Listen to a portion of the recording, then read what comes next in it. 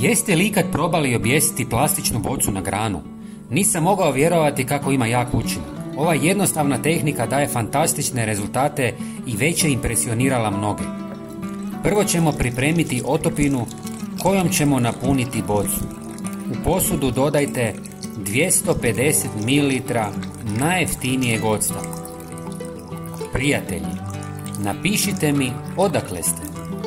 Ja sam iz Hrvatske i volim upoznavati ljude iz cijeloga svijeta. Hvala vam.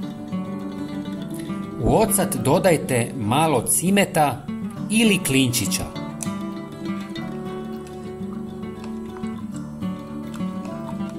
Zatim dodajte nekoliko kapi eteričnog ulja mente ili lavande. Dobro promiješajte i ostavite nekoliko sati kako bi se sastojci dobro sjedinili. Nakon toga procijedite tekućinu kroz gazu. Napunite bocu do pola. Uzmite malo aluminijske folije, oblikujte nekoliko kuglica i stavite ih u bocu.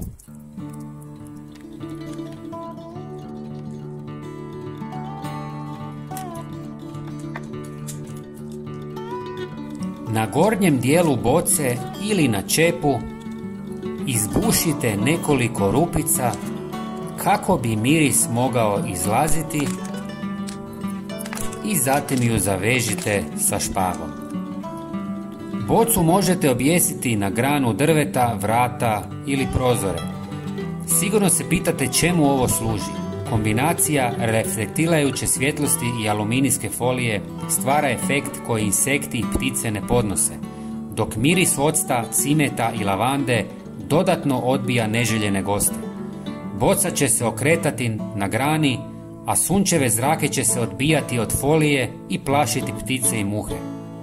Miris ovih sastojaka će polako isparavati na suncu i odbijati komarce i druge štetočine.